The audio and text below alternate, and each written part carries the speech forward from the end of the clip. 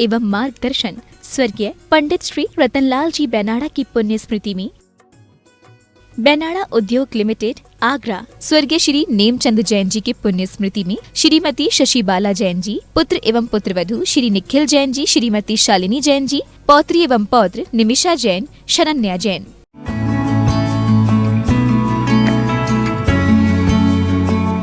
जय जिनेन्द्र नमिऊणवड्माणं परमपाणं जिणं तिशोद्धेन वोच्छामिरयणसारं सायारेणयारेधं मीणम्। पंच परमेष्ठी भगवान की जय। द्वादशांग जिनवाणी माता की जय। आचार्य भगवंत श्री कुंद कुंद स्वामी महाराज की जय।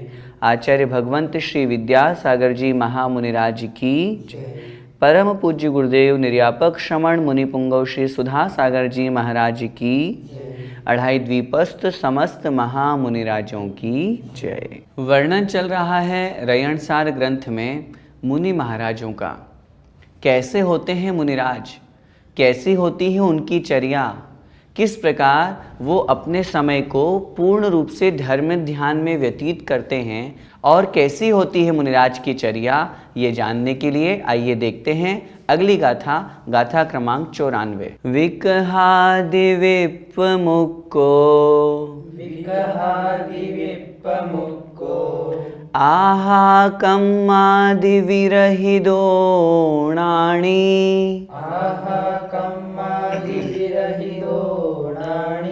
धम्मुद्देशन कुशलो अणुपेहा भावना जुदो जोई।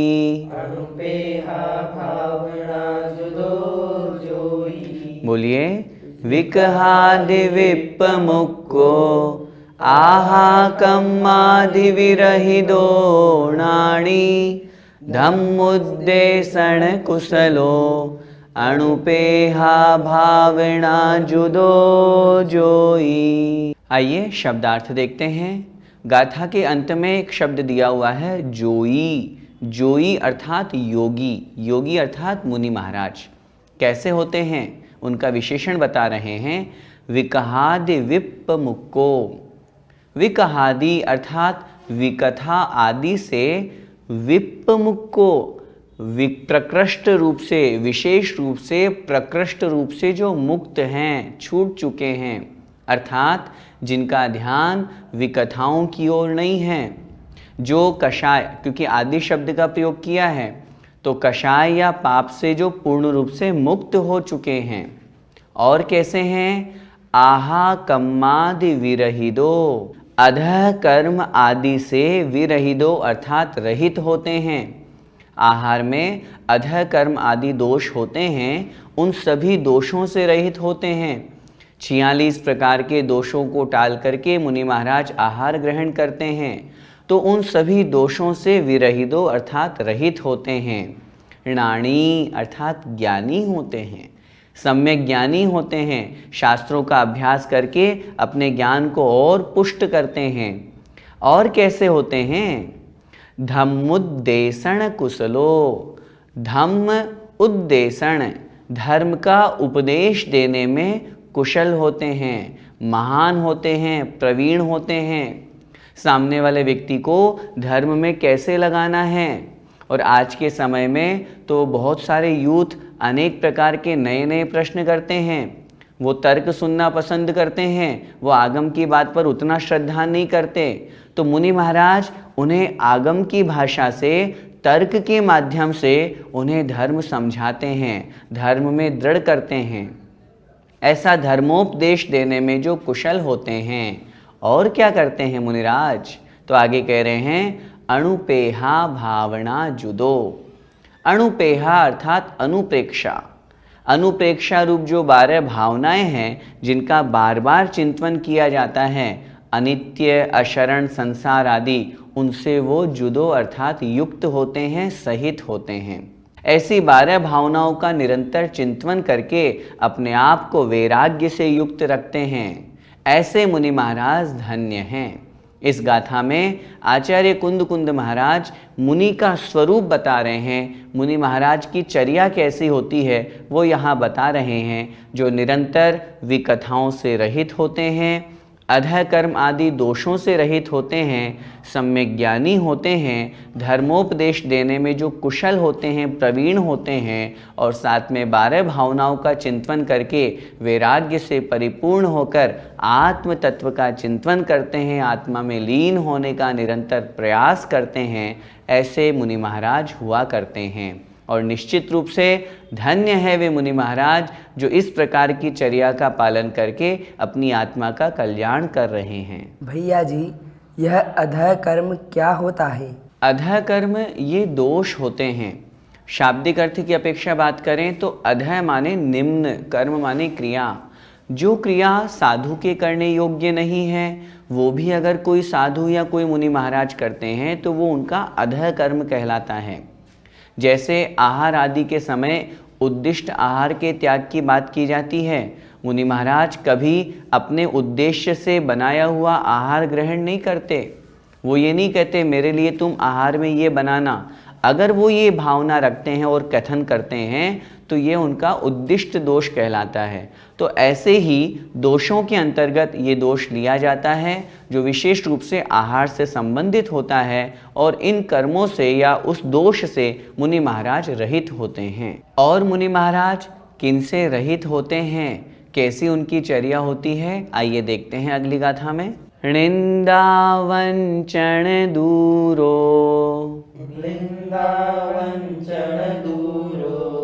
परिसह उवसग दुख सहमाणो,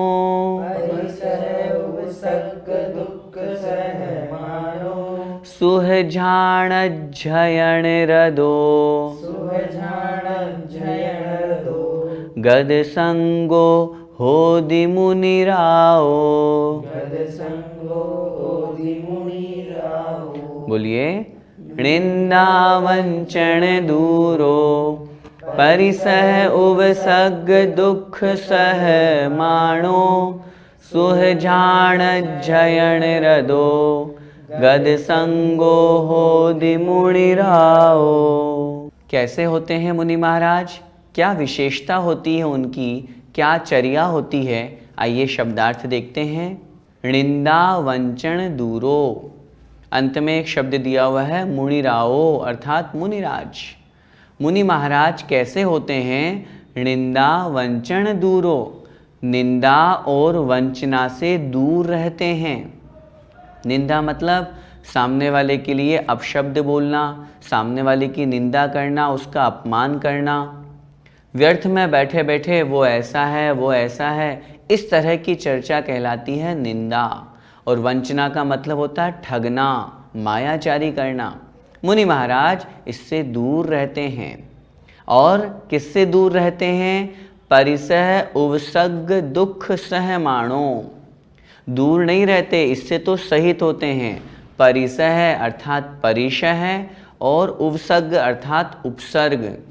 उपसर्ग और परिशहों में जो दुख होते हैं उनको सहमाणो, सहन करने वाले होते हैं। शांत भाव से ध्यान में लीन हैं और कदाचित बारिश आ गई तो ये विकल्प नहीं होगा कि अब मैं उठ के जाऊं, क्योंकि जितना संकल्प है उतनी देर बैठे रहेंगे।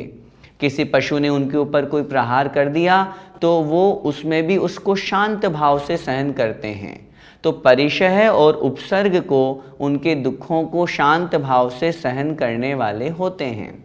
तीसरी विशेषता, कैसे होते हैं मुनि महाराज? सुहझाण झयण रदो, सुहझाण, झाण मतलब ध्यान, शुभ ध्यान से युक्त होते हैं।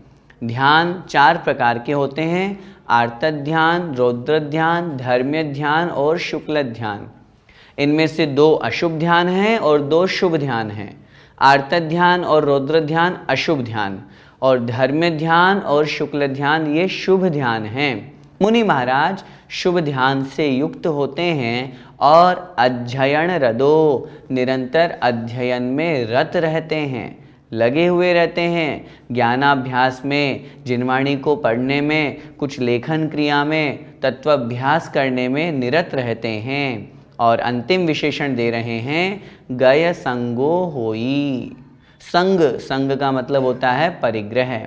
गय माने गत, रहित, और परिग्रह से रहित होते हैं। चाहे अंतरंग परिग्रह हो, चाहे बहिरंग परिग्रह हो, सभी प्रकार के परिग्रहों से जो रहित होते हैं, मुनि महाराज ऐसे ही होते हैं। इसलिए इस गाथा में आचार्य महाराज मुनि का स्वरूप, मुनि का स्वभाव बता रहे हैं, जो निंदा और वंचना से दूर होते हैं, जो परिशह और उपसर्ग को शांत भाव से सहन करते हैं, निरंतर शुभ ध्यान और अध्ययन में ही दत्तचित्त रहते हैं और सभी प्रकार के परिग्रहों से रहित होते हैं, वे मुनि महाराज होते हैं। धन्य है ऐसे मुनिराज जो आज इस पंचम काल में भी आगम के अनुसार चर्या का पालन करते हुए अपनी आत्मा का कल्याण कर रहे हैं। महान है, धन्य है वे मुनिराज। भैया जी, मुनि महाराज परिसय और उपसर्ग को किस प्रकार सहन करते हैं? शास्त्रों में 22 प्रकार के परिशह जय कहे गए हैं, परिशहों का वर्णन है।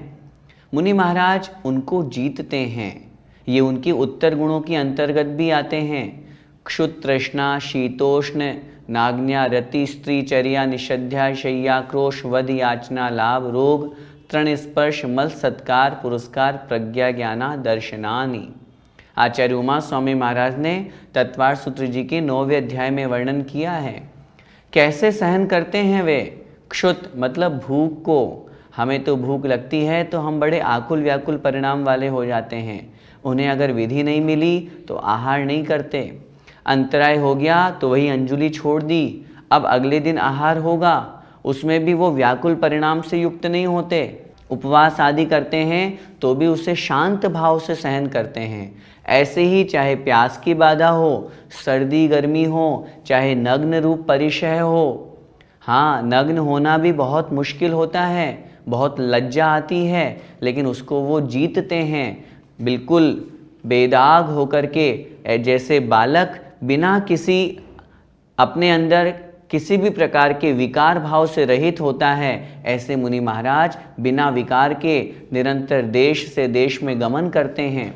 तो इस प्रकार वो परिशहों को सहन करते हैं। और उपसर्ग की कहानियाँ तो हम सब शास्त्रों में पढ़ते ही हैं।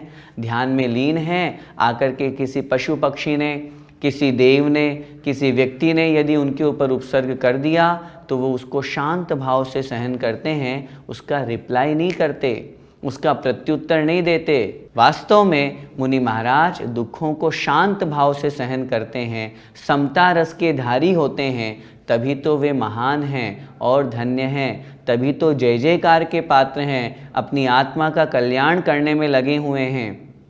पार्श्वनाथ भगवान को देखिए, मुनि अवस्था में शांत भाव से उपसर्ग को सहन किया। चाहे श्रेणिक राजा ने जब यशोधर मुनि महाराज के गले में सर्प डाला हो, चाहे गज कुमार मुनि महाराज के ऊपर जलती हुई सिगड़ी रखी हो, चाहे सुकौशल मुनिराज हो, चाहे सुकुमाल मुनिराज हो, चाहे पांडव हो, इन सब की उदाहरणों से हमें समझना चाहिए मुनि महाराज आत्म ध्यान में लीन होते हैं और बाहरी शरीर से पूर्ण रूप से राग से रहित होकर के और उन उपसर्ग परिशहों को सहन करते हैं। हम ऐसा न सोचें कि ये सब कथानक या ये सब बातें सिर्फ चतुर्थ काल की थी।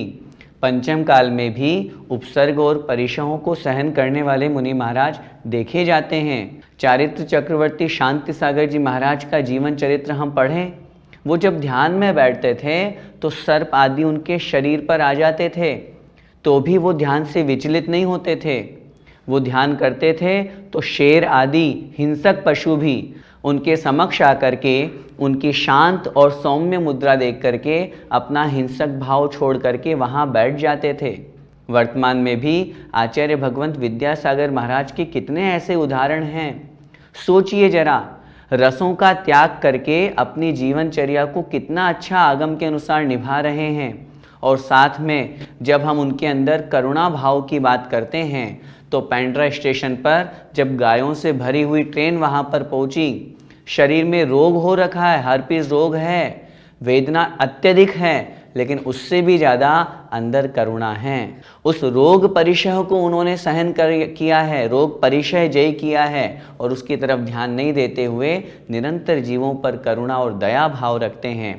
तो वर्तमान पंचम काल में भी ऐसे कठोर उपसर्ग और परिशहों को सहन करने वाले मुनि महाराज हैं। वास्तव में ये मुनि महाराज धन्य हैं। तो आज की कक्षा में हमने क्या समझा? मुनि महाराजों के स्वरूप के बारे में समझा।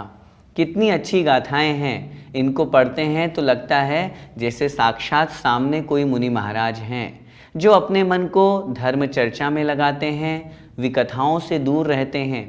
हम और आप तो 24 घंटे राग द्वेष की बातों में ही समय व्यतीत कर देते हैं, लेकिन हमारे गुरु महाराज जो होते हैं, मुनिराज जो होते हैं, अपना मन 12 भावनाओं के चिंतन में, 7 तत्व 9 पदार्थों के चिंतन में, ज्ञान ध्यान तप में जो लवलीन रहते हैं, ज्ञान का अभ्यास करते हैं, विकथाओं से दूर रहते हैं। और इस गाथा में जो हमने पढ़ा, वास्तव में जो शुभ ध्यान के माध्यम से अपनी आत्मा का कल्याण करते हैं, परिशह और उपसर्गों को सहन करते हैं, वे मुनि महाराज धन्य हैं। हम भी यही भावना भाते हैं, जब रत्नत्रय का पालन करेंगे, उस मार्ग पर आगे बढ़ेंगे, तो ऐसे ही मुनि पद को धारण करके आत्मा का कल्याण करें। और जब तक नहीं पहुंच रहे हैं वहाँ तक, हम स्वयं मुनि नहीं बन रहे हैं, तब तक जो ऐसे महान मुनि महाराज हैं, उनकी हम निरंतर वंदना, भक्ति और स्तुति करते रहें। और मुनि बनने के बाद में भी उन मुनि महाराज की स्तुति वंदना तो होगी ही होगी। हम भी उनके समान बने, यही हम सब की भावना होनी चाहिए। हम सब उस महान रत्नत्रय को धारण करके, उपसर्ग परिशहों को सहन करके कर्मों का नाश करें। इसी मंगलमय भावना के साथ बोलिए द्वादशांग जिनवाणी माता की जय हो। जय जिनेन्द्र।